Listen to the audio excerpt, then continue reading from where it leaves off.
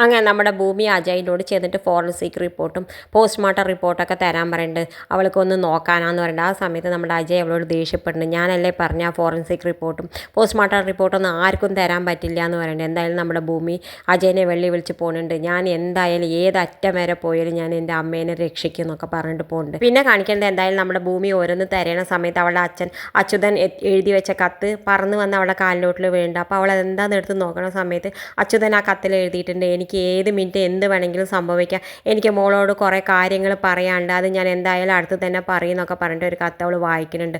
അത് കണ്ടിട്ട് വായിച്ചിട്ട് ആകെ ഞെട്ടുന്നുണ്ട്. എന്തായാലും അച്ഛന് മുൻകൂട്ടി അറിയാമായിരുന്നു അച്ഛൻ ആരോ കൊല്ലും എന്നൊക്കെ വിചാരിച്ചിട്ട് അവൾക്ക് അപ്പോൾ ഇനിയും കൂടുതൽ സംശയമുള്ള മനസ്സിൽ കയറി പറ്റാൻ തുടങ്ങി. എന്തായാലും പിന്നെ കാണിക്കേണ്ടത് നമ്മുടെ അഞ്ജന അജയോട് പറയുന്നുണ്ട്, ഇപ്പം നീ അജയ് ഇവിടുന്ന് പോകാൻ പറ്റില്ല എന്നൊക്കെ പറയുന്നുണ്ട്. ആ സമയത്ത് അജയ് ആണെങ്കിൽ പറയും, ഞാൻ എന്തായാലും ഇപ്പോൾ ഇവിടുന്ന് പോയിരിക്കുന്നു പറയുന്നുണ്ട്. ആ സമയത്ത് നമ്മുടെ അഞ്ജന എന്തായാലും പറയും, അപ്പം അജയ് പോണെങ്കിൽ എന്നെ ശവത്ത് കയറിയിട്ടേ പോകുമെന്ന് പറഞ്ഞിട്ട് ആ കോണിപ്പടിയുമെന്ന് വേണിച്ചിട്ട് എന്നെ താഴത്തേക്ക് വീഴുന്നുണ്ട്. അജയ് ആണെങ്കിൽ ആകെ പേടിച്ച് കിടക്കുന്നുണ്ട്. നമ്മുടെ ഭവാനിയും പേടിക്കുന്നുണ്ട്.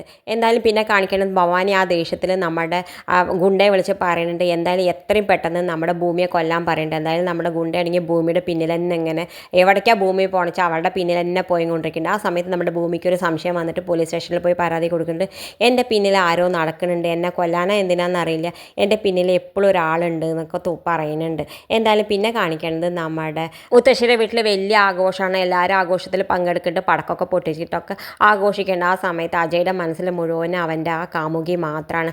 അവളെ ആലോചിച്ചിട്ട് ഇങ്ങനെ നിൽക്കുന്നുണ്ട്. അവളുടെ ഒപ്പം പടക്കം പൊട്ടിച്ചതൊക്കെ ആലോചിച്ചിട്ട് നിൽക്കുന്നുണ്ട്. ഇത് കാണിച്ചും കൊണ്ടാണ് ഇന്നത്തെ പ്രമോ അവസാനിക്കണത്.